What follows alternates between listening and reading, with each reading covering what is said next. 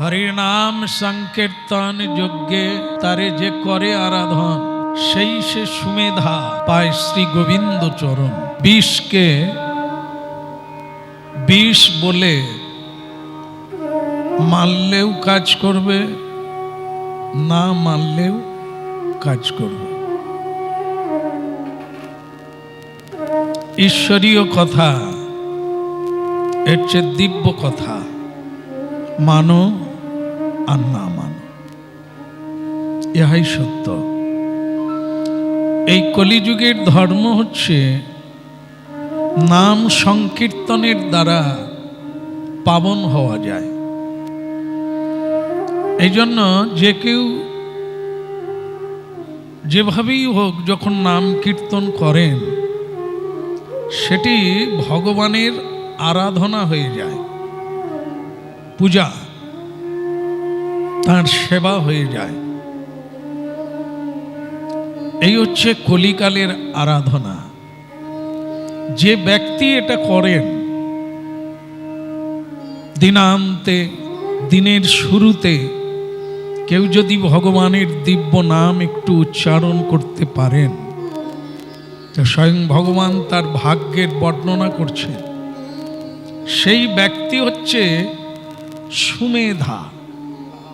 না, বুদ্ধির মধ্যে সেরা বুদ্ধি হচ্ছে তার, যিনি সব কিছুর মাধ্যমে শ্রী ভগবানের নাম কীর্তনটিও সেরে নেন। তাকে বুদ্ধিমান বলা হয়েছে, মেধা। শুধু মেধা নয়, সুমেধা। চতুরের মধ্যেও তিনি খুব চতুর, বুদ্ধিমানদের মধ্যেও তিনি বুদ্ধিমান, যিনি ভগবানের নাম কীর্তন করতে পারেন। মহাপ্রভু যিনি রাধা কৃষ্ণ মিলিত তনু, মানে যা আমরা দর্শন করি নানা মন্দিরে রাধা কৃষ্ণ,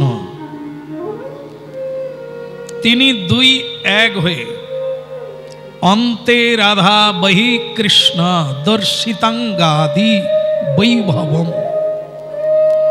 দুজন এক হয়ে কলিকালে চৈতন্য গোসাই রূপে অবতীর্ণ হলেন নাম প্রচার করার জন্য। কারণ কলিকালের জীব অন্য কোনো আরাধনা করার সময় নাই, জপ ধ্যান পূজা পাঠ যাগ যজ্ঞ করার কোনো যোগ্যতা নাই। তাই তাদের জন্যই এই সুলভ পদ্ধতি হচ্ছে হরিনাম সংকীর্তন, যার মধ্য দিয়ে আমাকে লাভ করা যায়।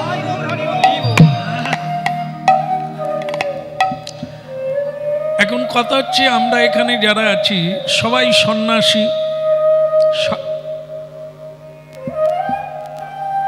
সন্ন্যাসী নয়, আমি তো নয়। আরে বলা তো যাক, ওটাই বলবো। কোনটা? ভগবানের দাস। বাহ, সবাই ভগবানের দাস একদম নাকি? নিতাই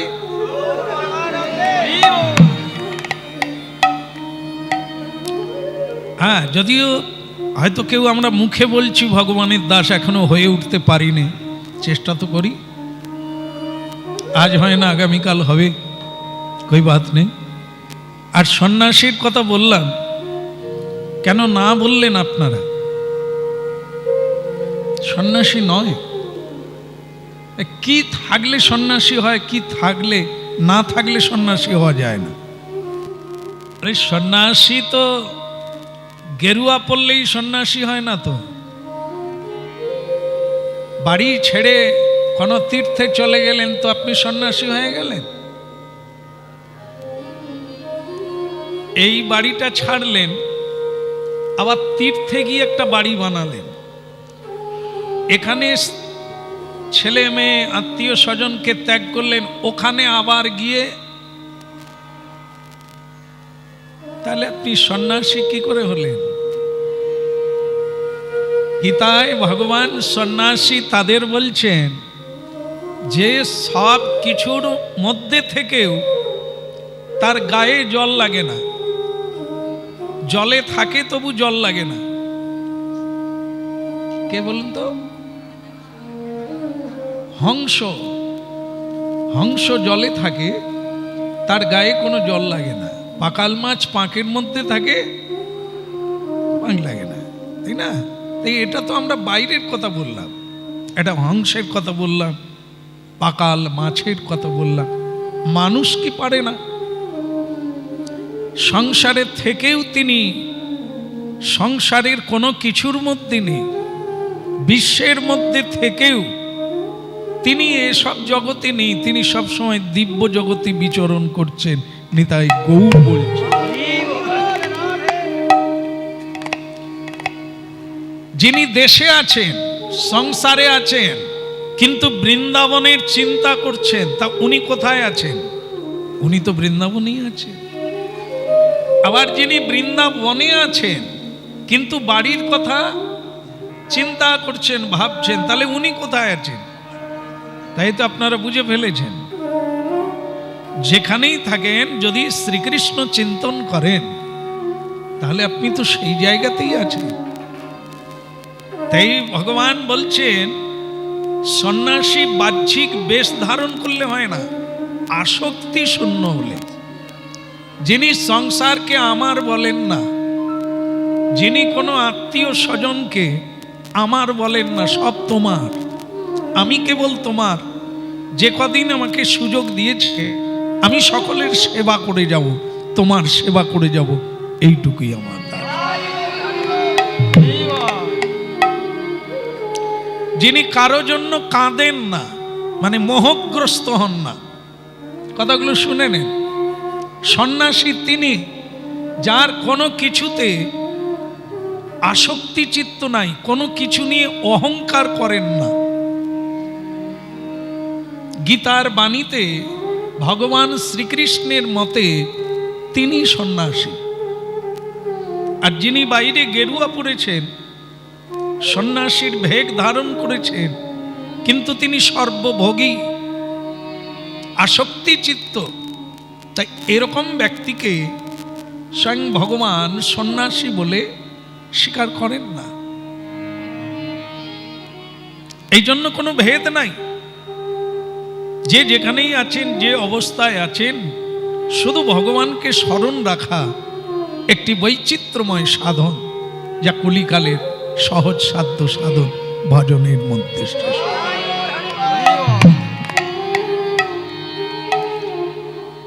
তো সুতরাং সেখানে দেখা যায় যে বহু কৃষ্ণ ভক্তকে পাওয়া যায়, সাধিকা কে পাওয়া যায়, যারা গৃহে থেকে, বলছেন বাইরের চেয়ে গৃহে থেকে বেশি সাধন করা যায়। কেন বলতে পারবেন? মানে বাইরের থেকে, এই যে মনে করুন তীর্থে চলে গেলাম, হ্যাঁ, জঙ্গলে চলে গেলাম, হিমালয়ে চলে গেলাম, হয়, তাতেও হয়, তার চাইতে বেশি হয় সংসারে থেকে। তার মানে হলো সংসারে ভোগের বস্তু আছে, লোভের বস্তু আছে, নিজে লোভ ত্যাগ করেছে, প্রমাণ কথা। সন্ন্যাসী বৈরাগী সবকিছু হওয়া যায়, যদি সংসারে থাকেন বেশি ভালো হয়। এক শরবত ত্যাগীর কথা বলবো, তার সঙ্গে আবার একজন গৃহীর কথা বলবো, কে এগিয়ে আপনারা দেখুন। 12 বৎসর সংসার ত্যাগ করে, বাবা মাকে ত্যাগ করে জঙ্গলে ব্রহ্মের সাধনা করলেন।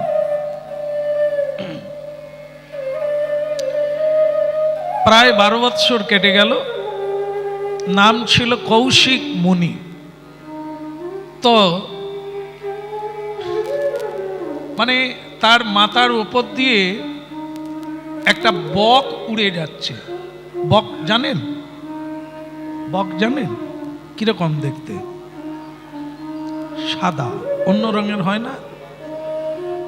হ্যাঁ, যাই হোক, সাদাও বক হয়, তবে সেই বক উড়ে যেতে যেতে মল ত্যাগ করল। তো সেই মল ত্যাগ করায় পরে তো পরে ওই যে ঋষি গাছের তলায় বসে ভগবানের দিব্য নাম জপ করছেন, বক যখন ওপরে মল ত্যাগ করলো সেটা পড়ে গেল ঋষির মাথায়।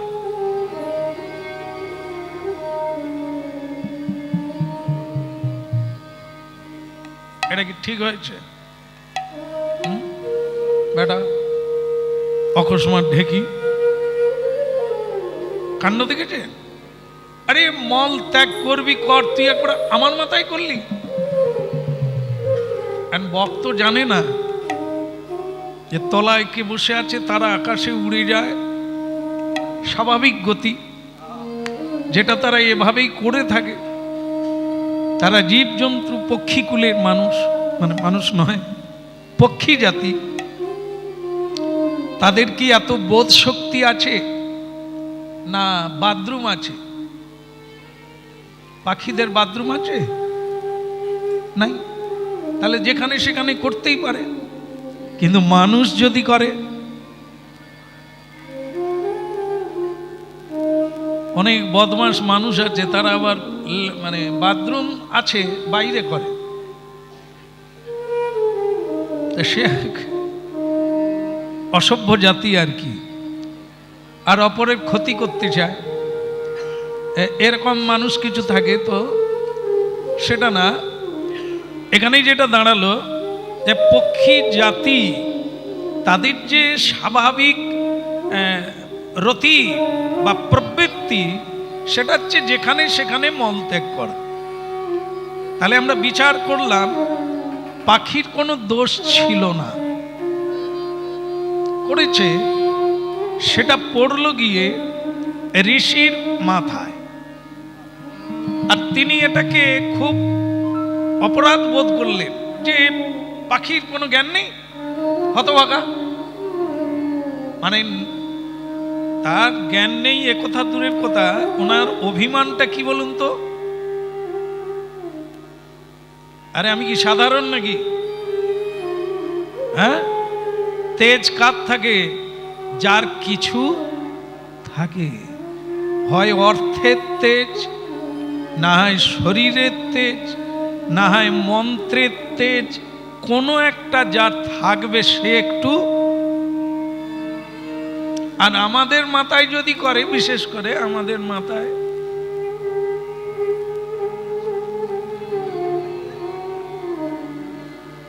দুর্বল লোক তো কিছু করতে পারবো না, চুপচাপ মুছে নেব, হয় ধুয়ে নেব, যা করেছে করেছে। হ্যাঁ, দুর্বল লোক তো। আর যদি তেজি লোক হয় দেখবি, তা ওই যিনি যার মাথায় ত্যাগ করেছে ও তো সাধারণ লোক নয়। এই জন্য সেই পাখিকে ধমকাচ্ছে, তুই জানিস আমি কে? হ্যাঁ, তুই কি সাধারণ ভাবলি নাকি? আমার মাথায় ত্যাগ করে দিলি, অপদার্থ। না, তোকে একটা শিক্ষা না দিলে হবে না। একবারে তার দিকে ক্রোধ দৃষ্টিতে তাকালেন, আর ওই বকটা সঙ্গে সঙ্গে পুড়ে ছাই হয়ে গেল।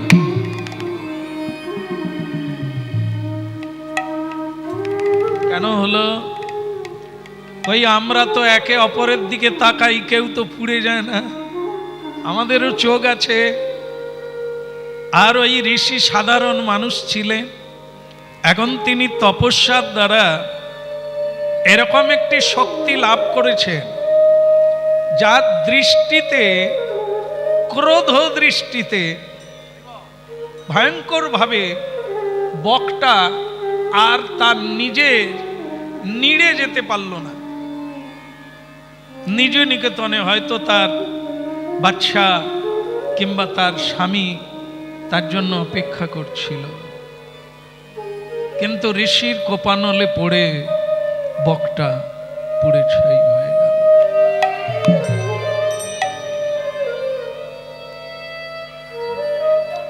এই ঋষি এই দৃশ্যটা দেখতে পেলে দেখতে পেয়ে তার আরো অহংকার বৃদ্ধি হলো।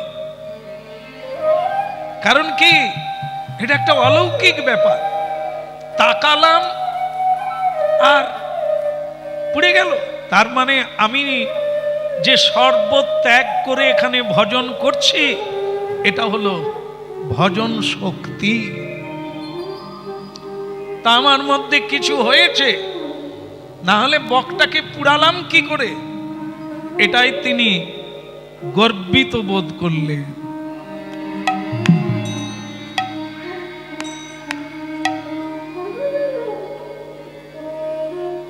আপনারা ভাববেন, কোনদিন যদি আপনারা গুরু নাম জপ করতে করতে হয়তো ভুলে গেছে কতক্ষণ আপনি বসে আছেন চোখ বন্ধ করে, বা আপনার অন্তর্দৃষ্টিতে কোনো একদিন কোনো কিছু দেখতে পাচ্ছে, সেদিন দেখবেন আপনার টাইম জ্ঞান নেই, সংখ্যা নেই। এরকম ঘটনা আপনাদেরও ঘটতে পারে। তারপর যখন আপনারা চোখটা খুলবেন, সেদিন অনুভব প্রাপ্তি হবে যে আমি এখানে ছিলাম না, এগুলো সব কেমন লাগছে, আমি তো এক অদ্ভুত জায়গায় ছিলাম, এক অনন্য সুন্দর, এক অনন্য পরিবেশে ছিলাম, এ কোথায় এলাম? এটারই জন্য চোখ বন্ধ করা অভ্যাস করতে হয়, জপ ধ্যান করতে হয়। হারিয়ে যাবে সেই জগৎকে খুঁজে পাবে, সেটা চোখ খুলে নয়, চোখ বন্ধ।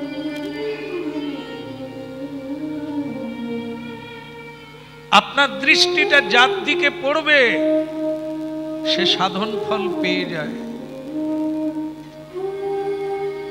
এই জন্য সকালবেলা উঠে মাটিতেই পা রাখতে নেই, আর তাড়াহুড়ো করে উঠতে নেই।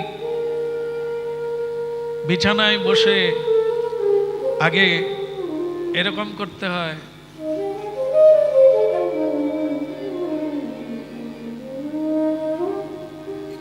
তারপরে নিজের হাতের রেখাগুলোকে খুব স্পষ্টভাবে দেখতে হয়। দেখবেন আপনার এই যে নিদ্রার মধ্যে অনেক কিছু পেয়েছিলেন, সেটা আপনার কাছে থেকে যাবে। আর যদি ওই নয়ন দিয়ে, সাধন নয়ন দিয়ে প্রথম কাউকে দেখেন, সাধন ফলটা সেই পেয়ে যায়।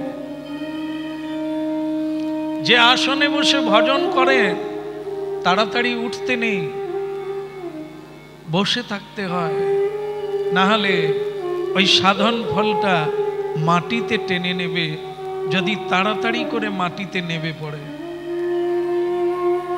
এগুলি রহস্য, এগুলি গোপন রহস্য আর অনুভবীয় বিষয়।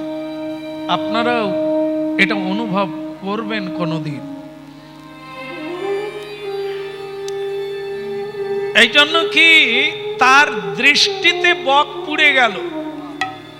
এটা ছিল অভিমানের দৃষ্টি, এটা ছিল ক্রোধ দৃষ্টি। তিনি যদি চোখ বন্ধ করে সেই সময় ব্রহ্মকে দর্শন করতেন, তাহলে তার ভেতরে ক্রোধ আসতো না, বকটা পুড়তো না, এত বড় একটা অপরাধ তিনি করতে পারতেন না। চোখ বন্ধ করে ঈশ্বর দর্শন করে, গুরু দর্শন করে, বৈষ্ণব দর্শন করে, তীর্থ দর্শন করে, মহাভাগ্যবান।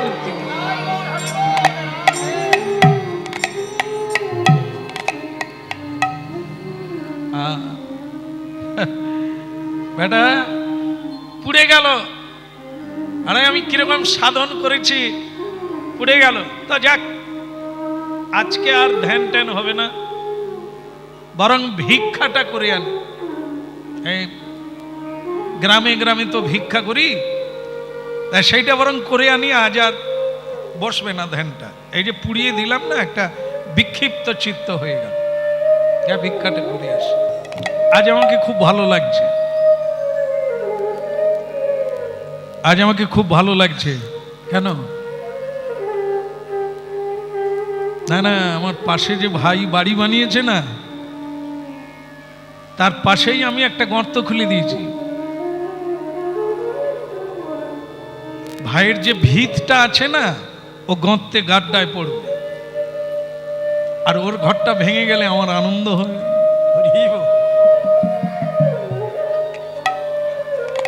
আছে না, অন্যের ক্ষতি করতে পারলে তার মনে আনন্দ হয় না? দিয়েছি। আজ আমার ইচ্ছে করছে ভগবানকে পুজোও দিই।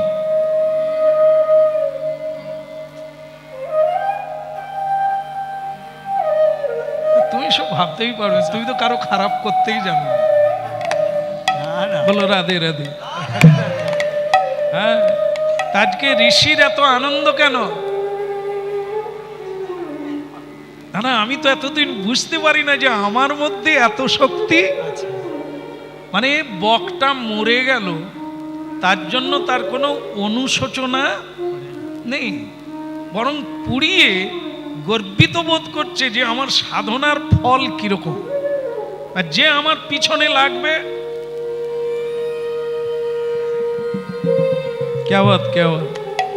হ্যাঁ, এই জন্য আজ ঋষি বলছে আজ আমার মনটা খুব ভালো লাগছে।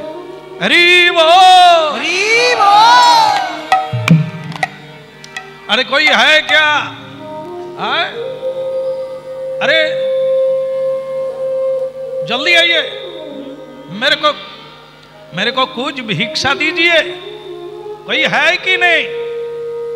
মানে খুব তেজ দিয়ে বলছে, মানে এখন তার মনে হচ্ছে যে এই বাড়িটাও পুড়িয়ে দিই। না, দেরি করবে কেন? আমাকে কি চেনে না? আরে কই হ্যায় কি নেই? তো কেউ বেরোলো না। একটি মহিলা, মানে এক মা বেরোলেন, তাড়াহুড়ো করে কাজ করছিল। হ্যাঁ, এক হাতে ঘোমটা দিচ্ছে আর এক হাতে ওনার হাত পাত মুছছেন, এরকম ব্যস্ত হয়ে বেরিয়ে এলেন। বাবা বাবা বাবা, হ্যাঁ বাবা ক্ষমা कीजिए, হ্যাঁ বাবা স্থির হয়ে যাইয়ে, হ্যাঁ বাবা মেরে কো মেয়ের মতো দেখ লিজিয়ে, আমার দেরি হয়ে গেছে, হ্যাঁ আপনি অনেকক্ষণ ডাকছেন, এর ক্ষমা कीजिए। কি ভাবলি রে? মানে এখন শুধু ঋষির মনে হচ্ছে, মানে যে কেউ অন্যায় করবে তার দিকে তাকাবো তো ভস্ম হয়ে যাবে। তা মেয়েটা বলছে বাবা কিছু করার নেই, আরো একটু দেরি হবে। হ্যাঁ, আবার দেরি কেন? এতটা দেরি করে বেরোলি, আমাকে ভিক্ষা দিতে আরো দেরি হবে? আসলে ব্যাপারটা অন্য কিছু নয়, আমার স্বামী তো বাইরে ছিলেন, উনি মানে এই মাত্র ঢুকলেন, তা উনি পরিশ্রান্ত, তা আগে তো ওনার সেবা করতে হবে বাবা, আপনি তো সবই জানেন। হ্যাঁ, আপনি তো বাবা সন্ন্যাসী বৈরাগী, আপনি তো এগুলো ভালোই জানেন। আপনি একটু ধৈর্য ধরে বসুন, আমি স্বামীকে একটু সন্তুষ্ট করে দিই। হ্যাঁ, সেবা যত্ন, চরণ ধৌত, জল, পানীয় জল, হাওয়া, এগুলি দিয়ে শান্ত করা যায়। এগুলো হচ্ছে সেবার পরিচর্যা, সেবার পরিকাঠামো, যা দিয়ে মানুষকে একটু শান্ত করা যায়। তা বাবাজি, হ্যাঁ আপনি তো জানেন নারী ধর্ম কি কঠিন, কত মানুষকে খুশি করতে হয়। হ্যাঁ, পেয়ে জানা, হ্যাঁ মানে আপনি তো জানেন একটি পুরুষ মানুষ যত না জ্বালা পায় তার চাইতে বেশি জ্বালা পায় এই নারী জাতি, মাতৃজাতি। একটা নিজের বাবা মাকে ছেড়ে একটা সংসারে প্রবেশ করে, ছাড়তে কত কষ্ট, আবার নূতন করে আপন করতে তার চাইতে আরো বেশি কষ্ট। ছেলেরা যেখানেই থাকে তাদের কিছু ছাড়তে হয় না, কিন্তু মাতৃজাতির যে কতবার কত কষ্ট হয় আমরা তাদের কথা ভাবি না। একটা জায়গা এতদিনের আপন জনকে ত্যাগ করে আসা, সেটা যে কত যন্ত্রণা তা আমরা কোনোদিন ছাড়তে হলে অনুভব করি। আবার একটা নূতন পরিবেশে এসে আপন করে সবাইকে খুশি করা, সবাই তার কাছ থেকে কর্তব্য চায়, এটা কিরকম করে দেখি, ওটা কিরকম করে দেখি। আমরা কেবল পরীক্ষা নিতে চাই। আর একটি মেয়ে পরীক্ষা দিয়ে সবার মন জয় করে সবাইকে খুশি করা, নারী ধর্ম বড় জটিল। তার উপরে কোনটা ধর্ম কোনটা অধর্ম অবলা নারী কতটুকু বা বুঝি? বাবা, এইটুকু বুঝে গেছি, একটি নারীর কাছে তার স্বামী হচ্ছে ভগবান, তার স্বামী সকল দেবতার দেবতা, আর তো কিছু বুঝি না। তাই আপনি বসুন, আমি স্বামীকে একটু সন্তুষ্ট করে আপনার জন্য ভিক্ষা নিয়ে আসব।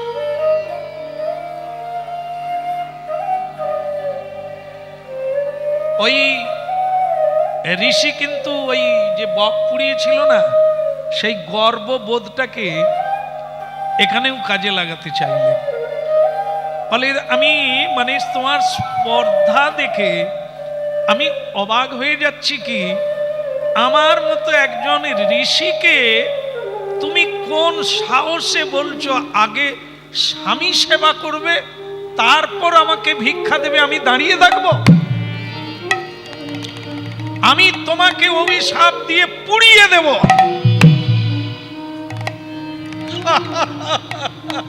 মেয়েটা হেসে উঠছে, মেয়েটা হেসে ফেললো।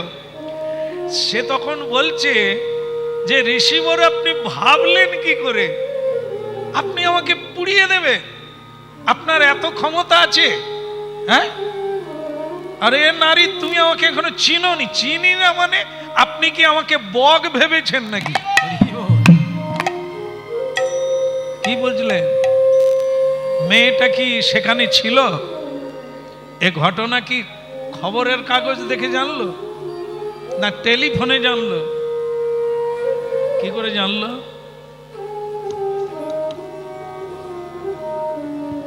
তাহলে স্বামী যে দেবতা, স্বামীকে যদি ঈশ্বর জ্ঞানে কেউ শ্রদ্ধা করে, একজন জঙ্গলে থাকলে একজন বাড়িতে থাকলেও যে জানতে পারে, এটা তো প্রমাণ হলো।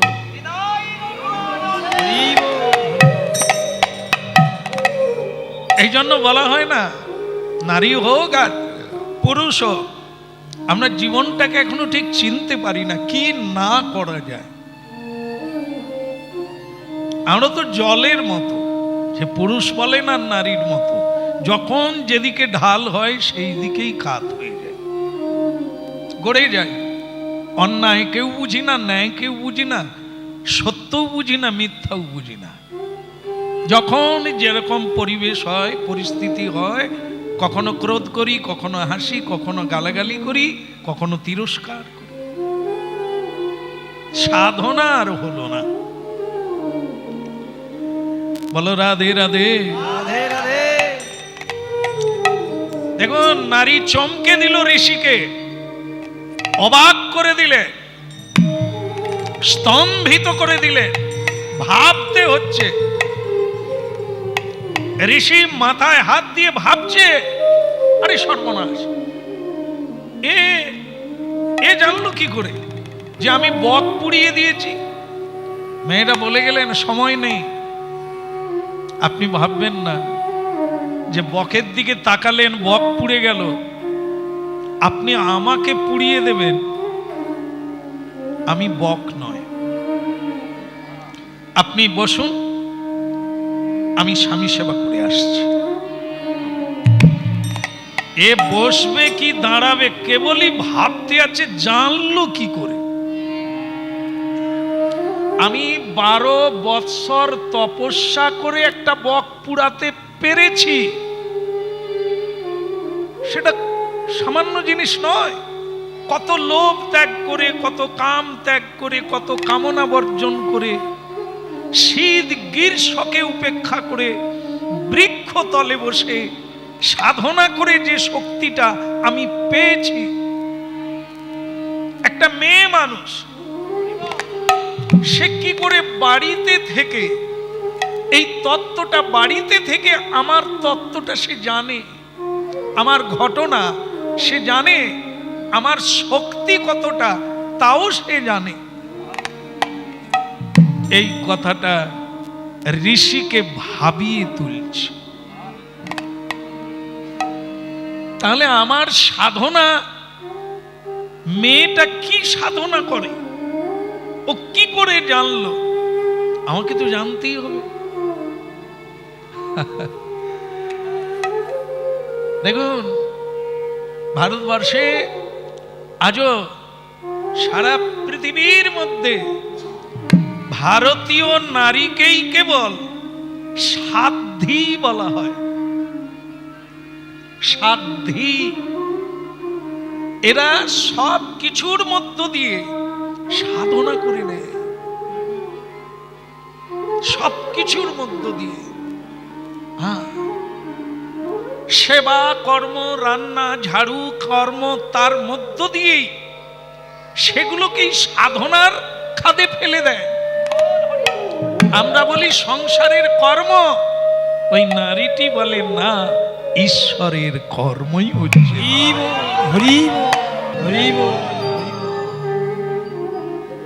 রাধে রাধে। ভাবলে কিরকম মনে হচ্ছে, আমরাও তো মেয়ে, আমরাও তো ছেলে, আমরা কোনোদিন একটা বক পুড়াইতে পারলাম না, আর ও মেয়ে মানুষ হয়ে এটা কি করে বাড়িতে থেকে জানতে পারলো, এ ভাগ্য আমাদের হলো না। আমরাও দিন কাটাচ্ছি সংসারে, ও মেয়েটাও দিন কাটালো সংসারে। আমরা খোল করতাল নিয়ে জীবনের বেশিরভাগটা দিন বাইরে বাইরে ঘুরে নিলাম। কই আমরা কারো দিকে তাকিয়ে বক পুড়াতে পেরেছি? তুমি বোধহয় পেরেছ। তুমি সেদিন বললে না যে আমি পা দিয়ে পিঁপড়ে মেরে দিয়েছি। রাধে রাধে। না, আমরা যে পারিনি তা না, কোনোদিন হয়তো স্ত্রীকে থাপ্পড় মেরে দিয়েছি, এসব পারি আমরা, এমনি নয়। হ্যাঁ, দেখবি পারি, আমরাও অনেক কিছু পারি। তো যার দ্বারা জীবনে কিছু উন্নতি হয়নি, ক্ষতি হয়ে গেছে।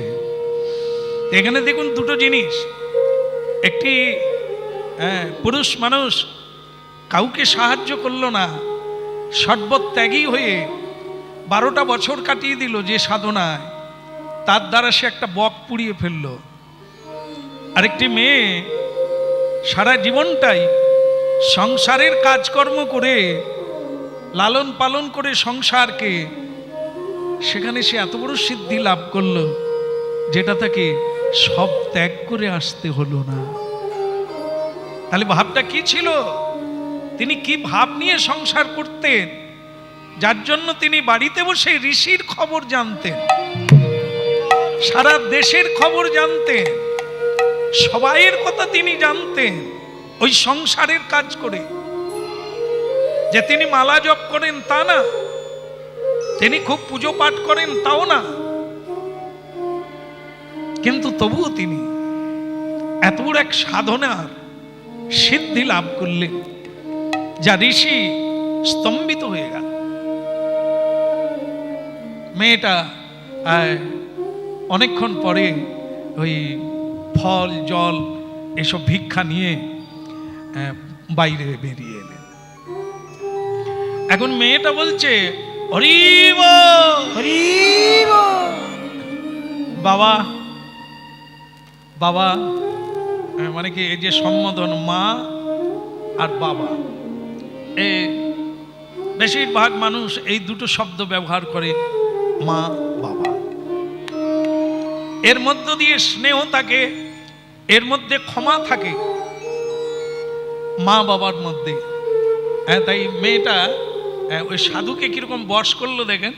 বাবা বাবা আগে মেয়েকে ক্ষমা করেছেন কিনা বলে, দেরি হয়ে গেল, আপনার ভিক্ষা আনতে দেরি হয়ে গেল। বাবা আপনার দৃষ্টি বলছে আপনি আমার দিকে ক্ষমা চোখে চাইছেন। হ্যাঁ, तो बाबा बाबा भिक्षा तो लीजिए, पहले भिक्षा तो लीजिए, झोला तो खुलिए, झोलाटा खुलुन। बाबा बोलছে मैया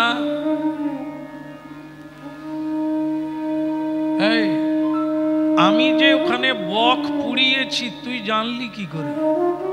সে তো এখান থেকে কয়েক কিলোমিটার দূরে, সেখানে কেউ থাকে না আমি ছাড়া, আর তুই জানলি কি করে বাড়িতে বসে? তুই কি ওখানে ছিলি? না বাবা, আমি ওখানে থাকবো কেন? আমার সংসার আছে না, আমার কাজ আছে, আমি ওখানে থাক। তাহলে জানলি কি করে এই তত্ত্বটা? তুই জানলি কি করে যে আমি ওখানে বকের দিকে তাকাতে বক পুড়ে ছাই হয়ে গেছে? বললেন বাবা এর জন্য 12 বৎসর সংসার ত্যাগ করে থাকার লাগে না। তুই এটাও জানিস যে আমি 12 বৎসর বসে আছি ওখানে? হারি সর্বনাশ, কি করে জানলি তুই এসব? বলে দেখুন বাবা আমি কিন্তু সাধন ভজন কিছুই জানি না। আরে কি জানিস না? তুই এত জানলি কি করে? তাহলে সাধন ভজন না করে কি করে জানলি? বলে বাবা আমার ওই সাধন বলেন আর ভজন বলেন স্বামীর দুটি চরণ, আমি ওই সেবা করি। আমি কায় মনো বাক্যে ওই আমার গুরু, ওই আমার কল্পতরু, ওই আমার সব। কারণ আমি শুনেছি, হ্যাঁ বৈষ্ণবদের মুখে আমি শুনেছি স্বামী হচ্ছে বিষ্ণুর অংশে জন্ম পুরুষ, আর নারী হচ্ছে মা লক্ষ্মীর অংশে জন্ম। তাই জগৎ জননী লক্ষ্মী দেবী যদি সবসময় ভগবান বিষ্ণুর চরণ সেবা করে এত ধন সম্পদের মালিক হন, এত ঐশ্বর্যের মালিক হন, তিনি তার চরণে ঠাঁই পান, তাহলে আমি যদি নারায়ণ রূপী স্বামীর সেবা করি আমি কেন পাবো না? হরি বল, হরি বল।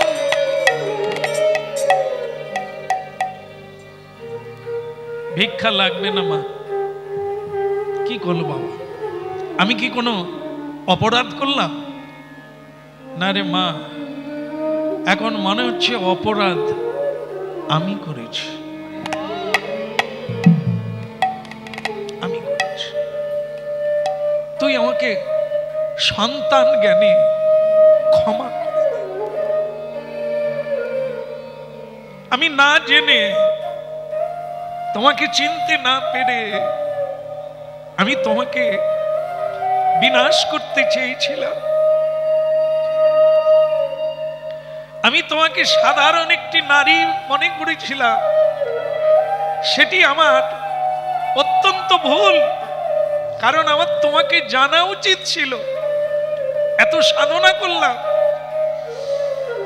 বকের দিকে তাকালাম, একটা অবলা জীব, সে পুড়ে গেল।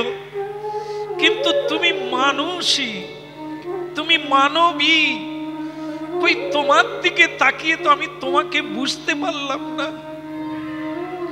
অথচ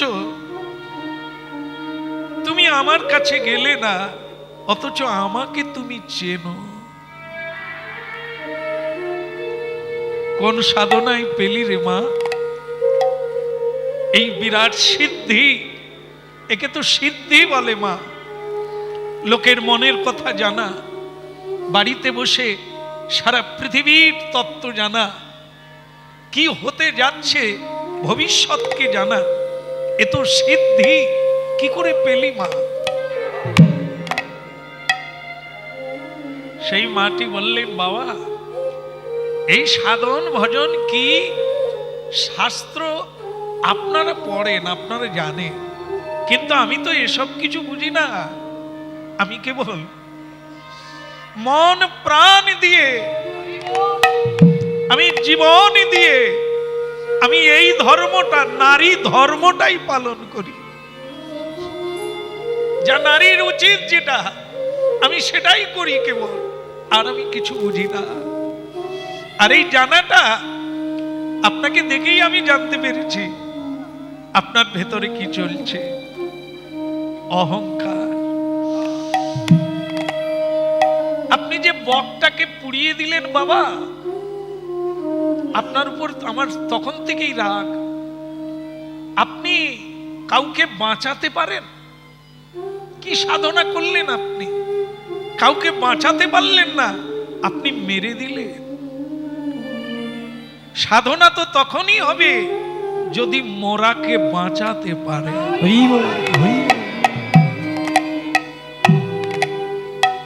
নিয়মে কালের প্রভাবে সকলেই মরবে, আপনার মারার লাগে না। কিন্তু যদি আপনি কাউকে বাঁচাতে পারতেন, তাহলে আপনি কালকে অতিক্রম করতে পারতেন, সাধনায় সিদ্ধি লাভ করেছেন, এটা জানা যেত। বাবা, আপনি ভিক্ষা নেন, আমার অনেক কাজ আছে, আমি আর দাঁড়াতে পারছি না। দাঁড়াতে হবে মা, ভিক্ষা আমি নেব না। তাহলে কি হবে? আমার তো স্বামীর অকল্যাণ হবে। হ্যাঁ, আমার অকল্যাণ হবে এটা বললেন না, আমার স্বামীর অকল্যাণ হবে। অতিথি, তারপর আপনি সন্ন্যাসী, ভিক্ষা না নিয়ে অভুক্ত হয়ে চলে যাবেন, আমার স্বামীর অমঙ্গল হবে। এটা আমি পারবো না। আপনি বলুন, যেভাবেই চাইবেন আমি সেভাবেই দেব, কিন্তু ভিক্ষা আপনাকে নিতে হবে। ঠিক আছে মা, ভিক্ষা আমি নেব। তাহলে আমাকে বলতে হবে তোমার এই সাধন রহস্য কি। তো মুশকিল করলো, আপন ধর্ম কথা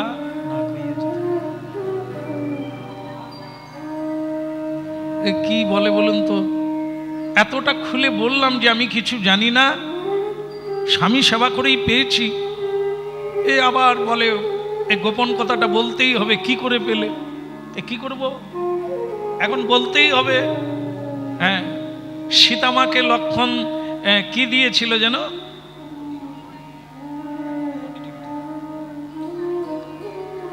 আপনারা তো জানেন, আমি একে বলছি। আরে কি দিয়েছিল? কি গন্ডি? ওই গন্ডিটার নাম কি? ভরত গন্ডি। বলবি তো লক্ষণ গন্ডি, বাজারে পাওয়া যায় তো।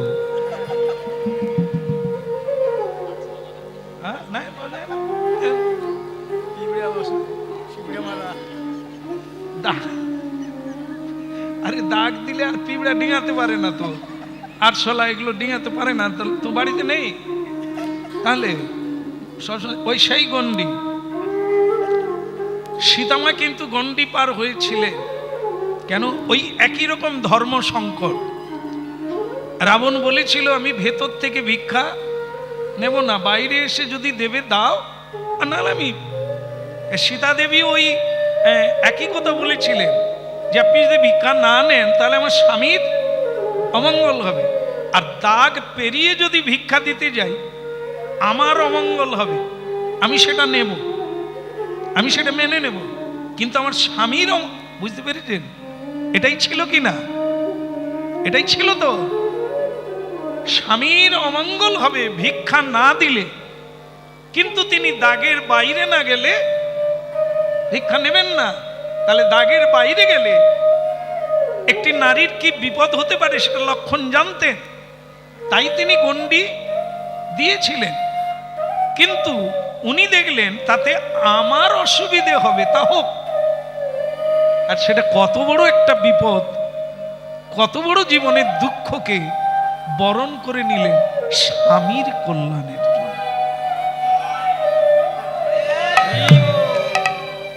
হ্যাঁ, কত বড় শিক্ষা! আমরা যদি এরকম নিতে পারতাম তাহলে তো অনেক শক্তি লাভ করতাম, অনেক মানুষের অনেক উপকার করা যেত। পারিনি।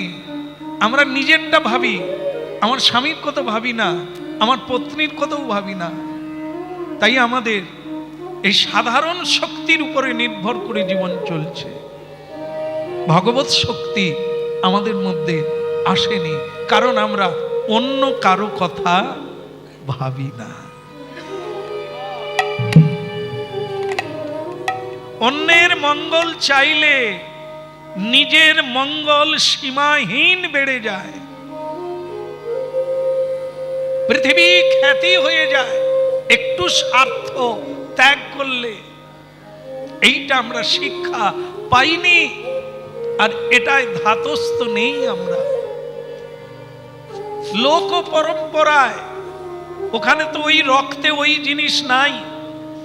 আবার আমরা জেনেও অনেক সাধনা করলাম না, অভ্যাসটা করলাম না, তাই আমরা কৃপণ থেকে গেলাম। আমি না কাউকে দিলাম, না কারো কাছ থেকে আমি কিছু পেলাম। ওই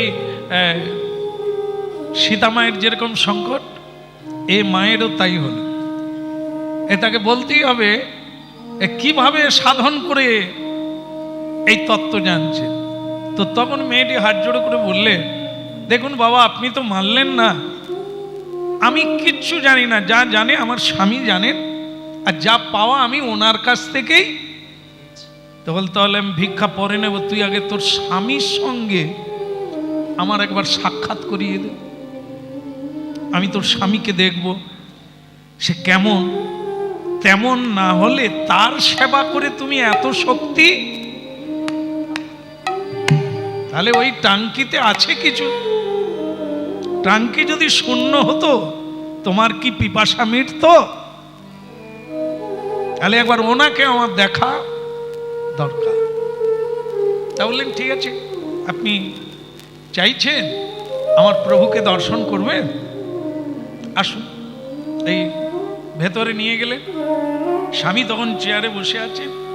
ওই একটু আগে মেয়েটা পুজো টুজো করলেন, সেবা দিলেন, পদসেবা করলেন। এখন স্বামীর কাছে এসে সন্ন্যাসী দাঁড়ালেন, আর এ তো গৃহস্থ, এ দাঁড়িয়ে পড়েছে। আরে আপনি সন্ন্যাসী মানুষ?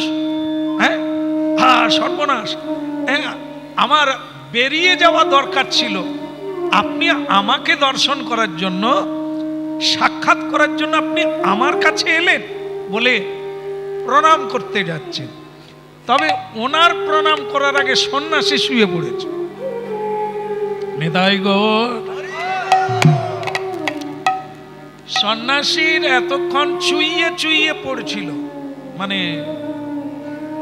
কি অহংকার, মানে উথলে পড়ছিল। কিন্তু এই মেয়েটার কাছে সে কাবু হয়ে গেছে, হয়ে গিয়ে ভাবছে এ মেয়েটাও আমার প্রণামের যোগ্য, ওর স্বামীকেও প্রণাম করা উচিত বলে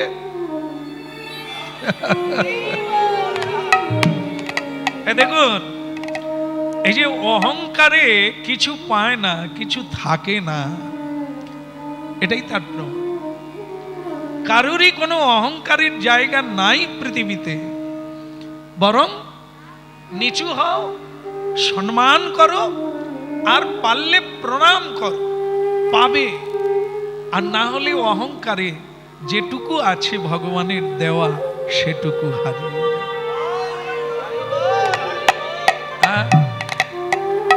তো আসুন আসুন, আপনি বসুন। তো সন্ন্যাসী বলছেন, না, আগে আপনি আমাকে কিছু ধর্ম জ্ঞান দান করুন, যাতে আমি প্রকৃত ধর্মের সংজ্ঞাটা বুঝতে পারি। ধর্মটা কি, কিভাবে আচরণ করলে ভগবত প্রাপ্তি হয়, জীবনটা সার্থক নামা হয়। আপনি যদি কৃপা করে আমাকে আপনার শিষ্য জ্ঞান করেন। আরে সর্বনাশ, আপনি তো দেখতেই পাচ্ছেন আমি সাধারণ একজন সংসারী মানুষ, আর আপনি সে জায়গায় সর্বত্যাগী, বিভাগী, বিষয় ত্যাগী একজন সন্ন্যাসী। বলে আর বলবেন না, সে অহংকার আমার আপনার স্ত্রীর ফুৎকারে উড়ে চলে গেছে। বলে আমার স্ত্রী কিছু করেছে নাকি, তার জন্য আমি ক্ষমা চাইব? বলে না, ক্ষমা আপনাদের দুজনের কাছেই আমাকে চাইতে হবে, আমি যে অপরাধটা করেছি। এইবার আপনি কৃপা করে আমাকে বলুন তো, কি ধর্ম আচরণ করে, সাধনা করে আপনারা এই উদার চেতা ভগবত মানে ভগবানের ন্যায় এমন আনন্দময় জীবনধারা প্রাপ্ত হয়েছে, যা সকল তত্ত্ব আপনারা গৃহে থেকে জানেন। তখন সেই মানে গৃহস্থ তিনি বললেন, দেখো বাবা, এই স্বধর্ম পালনে হয় বিষ্ণু ভক্তি। যার যেটা ধর্ম সেটা যদি কেউ ঠিক ঠিক পালন করে তার বিষ্ণু ভক্তি হয়। এই সংসার ধর্ম যেটা, আমি সেটাই পালন করেছি মাত্র। বলে তা কি সংসার ধর্মটা কি? বিবাহ করলেই ধর্ম হয়? বলে না, বিবাহ করে কেন? যখনই কেউ বিবাহ করে তাকে কি বলা হয়? আজ থেকে, আমার ঠিক মনে নেই, বলুন না, কি বলেন আপনারা? বিবাহ হলে কি বলেন? আর তুমি বলো, তুমি তো ছেলের বাবা। সঙ্গে না, আজ থেকে সংসার ধর্ম শুরু হলো। নিতাই, হ্যাঁ, তোমার বিয়ে হলে বুঝতে পারবে। বলো রাধে রাধে।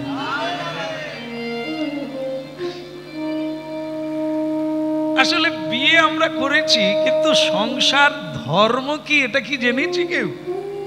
পড়া তো কোথাও পড়ি না, আর যেখানে পড়ানো হয় সেখানে ঢুকি না। যেখানে একথা আলোচনা হয় সে কথা কোনোদিন শুনি না। তো ধর্ম কি জিনিস জানবো কোথা থেকে? যারা জানে তারা জানে, যারা শোনে, যারা বুঝে, তারা সেই ধর্ম পালন করে। তাহলে এই সংসার ধর্মটা কি, যেটা আমি করি না, আপনি করে স্বামী স্ত্রী দুজনেই ভগবত ভক্তি লাভ করলেন? একটু দয়া করে বলবেন। বলে শোনো, আমি পত্নী মানে বিবাহ করেছি, স্বামী স্ত্রী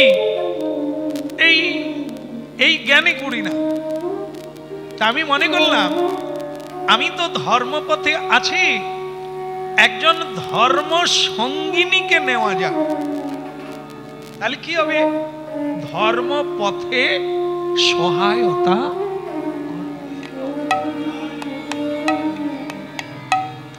এর নাম ধর্ম সঙ্গিনী। আর বিবাহের পরেই যদি বলি, কি গো তুমি কত মায়না পাও? 30,000। তোমার দাদা কি করে? সাইকেলের সারা লিক সারা, তার 3টে বাচ্চা, আমার ঘরে বোকা স্বামী, সবকে একসঙ্গে নিয়ে আমি যে স্কুলে পড়ছি ওই স্কুলে পড়বে। কালকেই জানিয়ে দাও তুমি আমি আলাদা থাকবো, তারা আলাদা খাবে। সাইকেলের লিক সারিয়ে ক পয়সা পায়?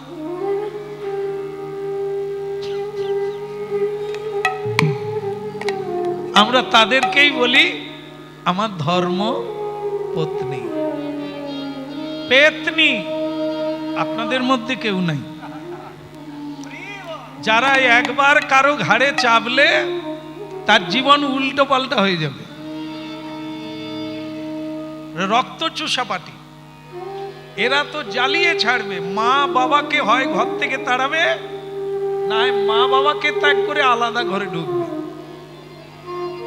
আপনাদের গ্রামে নাই? ভাগ্য ভালো, থাকলে দেখতে পেতেন।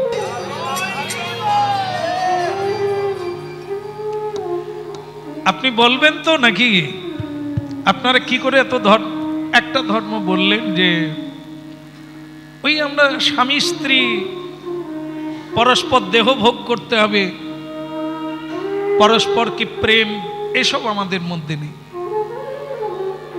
কায়মনোবাক্যে ও আমাকে প্রভু জ্ঞানে দেখে, আমিও ওকে লক্ষ্মী জ্ঞানে দেখি, ওকে সম্মান করি, ওর কথার মর্যাদা রাখি, ও আমার মর্যাদা রাখে। তা আমরা জানি দুজনেই কৃষ্ণের দাস দাসী, আর আমাদের আলাদা কোনো পরিচয় নাই। তা আপনারা এগুলো শিখলেন কোথার থেকে? বাহ, গুরু ছাড়া কোনো শিক্ষা হয় নাকি? গুরু ছাড়া কি পথ পাওয়া যায়? গুরু ছাড়া কি কিছু দেখা যায়? এ তো সব যা আছে অন্ধকার, ভুল দেখছি, ভুল দেখছি। এ যা দেখছি সব ভুল, যা বলছি সব ভুল। গুরুই তো সত্যটা দেখিয়ে দেন। অজ্ঞানং তিমিরং ধস্য চক্ষুরুন্মীলিত, চোখ তো গুরুদেব ফুটিয়ে দেন, দেখিয়ে দেন এ জগতে সবই মিথ্যা, সত্য কেবল হরি। এটা গুরুই চিনিয়ে দেয়, অন্য কেউ দেয় না। তাই আমাদের গুরু আছেন, তিনি আমাদের পথ দেখিয়েছেন, আমরা সেইভাবে পথ চলি। তাহলে দয়া করে আমাকে কিছু ধর্ম বলে, দয়া করে এটি হবে না। আমরা এখনো মানে শিষ্যই হতে পারি না, শিষ্যের কর্তব্য যেটা সেটাই পালন করতে পারি না, আর আমরা গুরু হয়ে যাব। আপনি যদি দিব্য জ্ঞান ধর্ম সম্পর্কে জানতে চান, তাহলে আপনি আমার গুরুদেবের কাছে যেতে পারেন। তা বেশ, আপনার গুরুদেবের বাড়ি কোথায় বলুন, তাকে আমি কোথায় গেলে পাবো? বলে পেয়ে যাবে। এখান থেকে 3 মাইল হাঁটলে একটা বাজার পড়বে, ওই বাজারে আমার গুরুদেব, বলবো কোনো অসুবিধা নেই তো, যে ব্যবসাটা করে, বলি আপনাদের অসুবিধা নাই তো? মায়েরা মাংস বিক্রি করে, মাংস বিক্রি করে আমার গুরুদেব।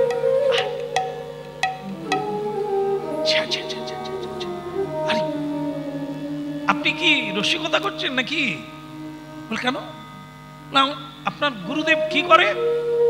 কেন ওই মাংস বিক্রি করে? আরে কি কাজ করে? আর তিনি আবার বিপদ ভাবছে যে আবার ভুলের পথে না পা দিয়ে দিয়ে। বলে তাহলে আপনি বলছেন উনি আপনাদের গুরু?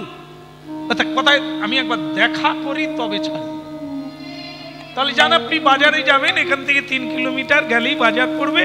সেই বাজারে উনি কিন্তু খুব ব্যস্ত, কথা বলতে পারবেন কিনা আমি জানি না, তবে আপনি গিয়ে দেখতে পারেন। তাই ইনি ঠিক করলেন এর গোড়া আমাকে খুঁজতে হবে। এরা পেল কোথার থেকে? তিনি কি বিক্রি করে বলার দরকার নেই, বুঝতে পারছি আপনাদের খুব কষ্ট হচ্ছে নামটা শুনে। গুরুদেব কি কাজ করে?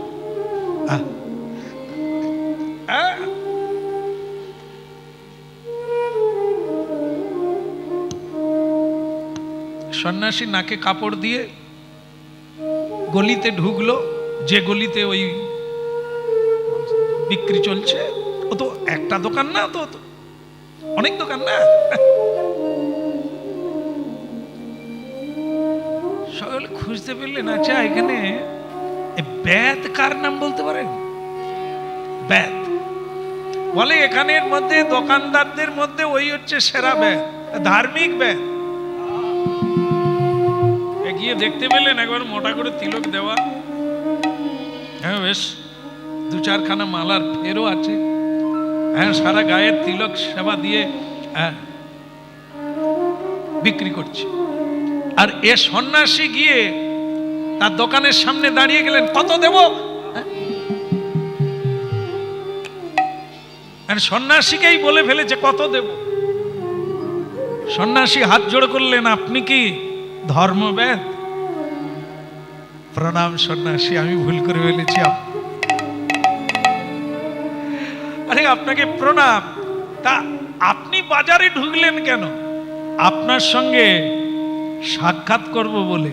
ওহো, তা আপনি জানলেন কি করে আমাকে বাজারে দেখা করতে এলেন?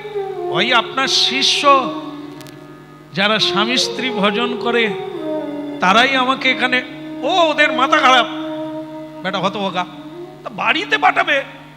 তা বাড়িতে না গিয়ে আপনি এখানে চলে এলেন এই নোংরা জায়গায়, আপনাকে কোথায় বসাবো, আমি কখন কথা বলবো, এখন খরিদ্দারের চাপ। সন্ন্যাসী দেখলো এই জিনিস বিক্রি করে আবার ইনি ধর্মবেদ, ইনি ধার্মিক, আজকে আমি গড়া জেনে যাব, আপনি বিক্রি করুন, আমি দাঁড়িয়ে আছি। বলে হাট ভাঙলে দোকান গুছিয়ে তবে কথা বলার সময় হবে, তার আগে। সন্ন্যাসী বললেন যদি রাত্রিও হয় আমি আছি, আপনি ব্যবসা করেন, আপনার বিকি কিনি হোক, আমি আছি। তুমি কি বলছেন, আপনি এই জায়গায় দাঁড়াবেন আর আমি, কোনো সমস্যা নেই, আপনি বিক্রি করুন, আপনার সঙ্গে আমাকে কথা বলতেই হবে, আপনি কাজ করুন। তা এখন এই মাঝে মধ্যে তাকায়, কিছু মনে করেন না তো, বিস্কুট কিনে দেবো, আপেল, মাঝে মাঝে খালি বলে আমি আপনাকে দাঁড় করিয়ে রেখেছি, ঠিক আছে ঠিক আছে।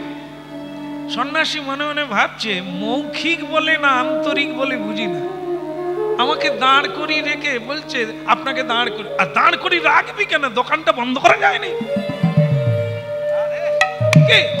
এত যদি সম্মান করিস তার দোকানটা বন্ধ করা যায়নি? এই যে মনে মনে ভাবছে, খালি আদিক্ষেতা করছে, লৌকিকতা, দোকানটা বন্ধ করেই তো যাওয়া যায়, এটাও সে ধরে ফেলেছে। এই যে মনের কথাটা ভাবছে মনে মনে, ধর্মভেদ ধরে ফেলেছে। না না, আপনি যেটা ভাবছেন ওটা না, এটাই তো আমার ধর্ম, এটাই তো আমার কর্ম।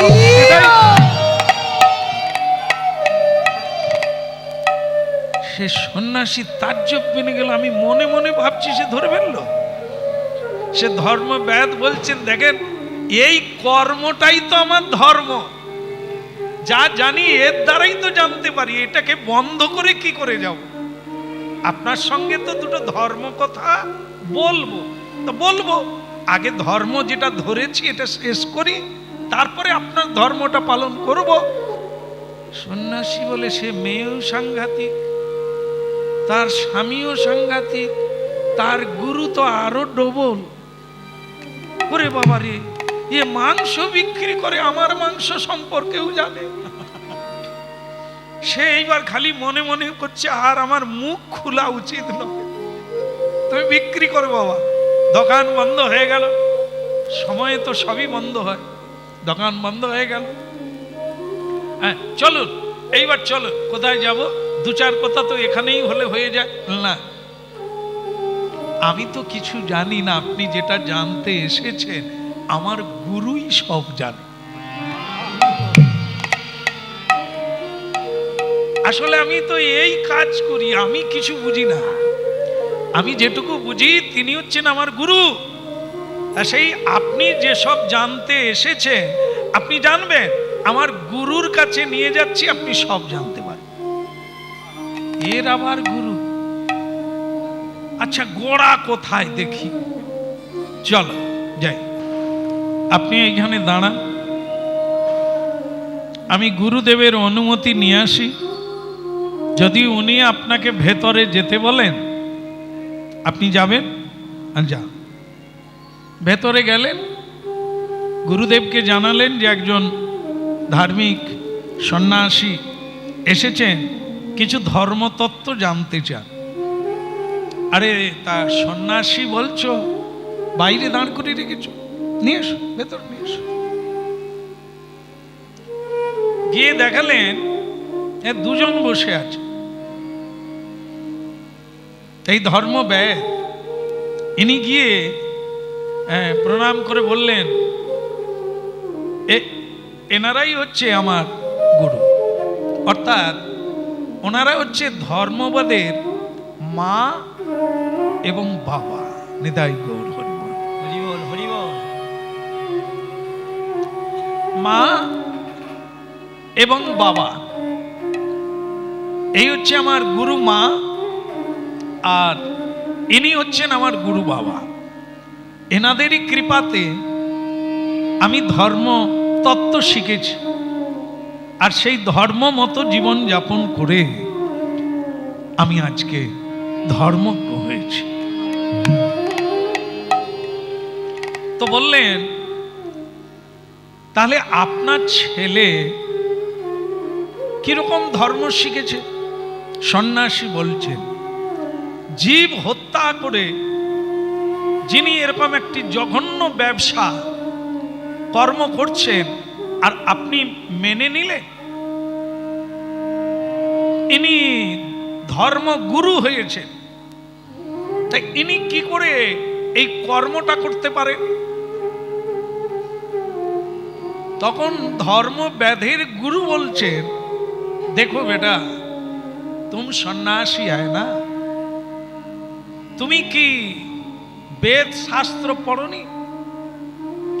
সেখানে স্বধর্ম নিধনং শ্রেয় পরধর্ম। জাতিতে আমরা চণ্ডাল, তাই বেদ আমাদের কাজ হচ্ছে স্বীকার করে, হ্যাঁ, জীব জন্তু পশু বধ করে তাদেরকে বিক্রি করে সংসার চালানোই হচ্ছে আমাদের স্বধর্ম, আমাদের জীবিকা। কি বলেন আপনি? জীব হত্যা করলে পাপ হয় না? না, তুমি হত্যা করলে পাপ হবে, আমি করলে হবে না, কারণ আমি জাতিতে বেদ, এটাই আমাদের কর্ম। তা আমি বধ করলে যতটা না পাপ হবে, তুমি বধ করলে পূর্ণ পাপ হবে, কারণ তুমি ব্রাহ্মণের ছেলে। তোমার বেদ অধ্যয়ন করা, তোমার পুজো পাঠ করা, মানুষের কল্যাণ করা, যাগ যজ্ঞ করা, মানুষকে উপদেশ দেওয়া, মানুষের অন্ধকার দূর করা, জ্ঞান বিতরণ করে, তোমার এটাই কাজ। আর আমরা বেদ জাতি, আমাদের জীবন জীবিকার জন্য এইটুকু করতে হয়, এতে আমাদের কোনো অপরাধ নেই। তাই বেটা, এই ছিল আমাদের ধর্ম। তোমার কি আর কোনো জানার কথা আছে? আচ্ছা, এই আপনার ছেলে আমার মনের কথা কি করে জানলো? এটা কোন সাধনায় পেল? বললেন, বেটা তুমি সন্ন্যাসী, তুমি ব্রাহ্মণ, এটা তো তোমার জানা উচিত। সাধন রহস্যে আছে, কেউ যদি জীবনে মিথ্যে না বলে, গুরুকে যদি ভগবান জ্ঞানে দেখে, সেই কেবল এই তত্ত্বের অধিকারী হবে, এই সিদ্ধির অধিকারী হবে। আর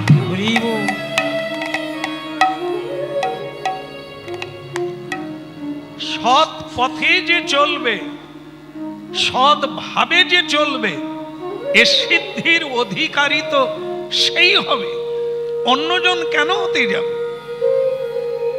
এই জন্য আমার পুত্র নয়, এ আমার বন্ধু, এ আমাকে ধর্ম স্মরণ করিয়ে দেয়, এই জন্য এ আমাকে গুরু বলে।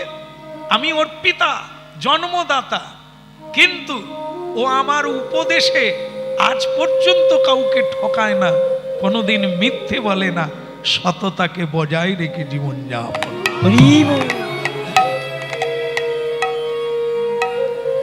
তাহলে কি ধর্মতত্ত্বে আপনি বলছেন সকলেরই পিতামাতা গুরু?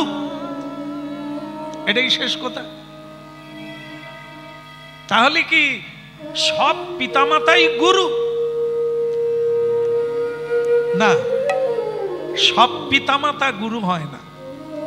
পিতামাতা যেমনই হোক, তাদেরকে গুরুজন বলা যায়, শ্রদ্ধা করা যায়, কিন্তু গুরু বলা যায় না।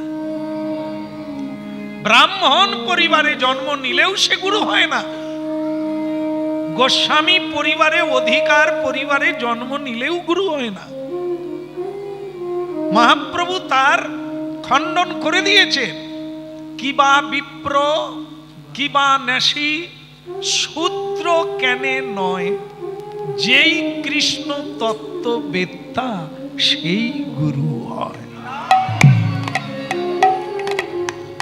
এটা যদি না বলতেন মহাপ্রভু, তাহলে একচেটিয়া কেবল এই জাত গুরু আর জাত ব্রাহ্মণ থেকে যেত, অন্য কেউ ব্রাহ্মণ হতে পারতেন না, অন্য কেউ গুরু হতে পারতেন না। কুলে জন্ম নিলেই অধিকারী হয় না, তাকে তত্ত্বের অধিকারী হতে হবে, সততার অধিকারী হতে হবে, ধর্মের অধিকারী হতে হবে। যেই কৃষ্ণ তত্ত্ববেত্তা সেই গুরু। এই জন্য সব পিতামাতা গুরু নয়, তাদের গুরুজন হিসেবে শ্রদ্ধা করো, কিন্তু গুরু গ্রহণ করতে গেলে তত্ত্ববেত্তা ভগবত ভক্তকে গুরু কর। তাহলে আপনার ছেলে আপনাকে গুরু করলো কেন? বলে ওটা ওকেই বল। ছেলে বললে আপনার তত্ত্ব তো যার ভেতরে কৃষ্ণ তত্ত্ববেত্তা থাকে, যিনি কৃষ্ণ ভক্তির পথ দেখায়, তিনি কেবল গুরু হয়, পিতা নয়। এই জন্য উনি আমাকে ধর্মের পথ দেখিয়েছেন, উনি আমাকে সত্যের পথ দেখিয়ে দিয়েছেন, তাই আমি ওনাকে গুরু জ্ঞানে প্রণাম করি। তাহলে কি বুঝলেন? এই ছিল আজকের ভগবত তত্ত্ব, যা আমরা অনুশীলন করে গৃহে থাকি, বনে থাকি, হা গৌরাঙ্গ বলে না।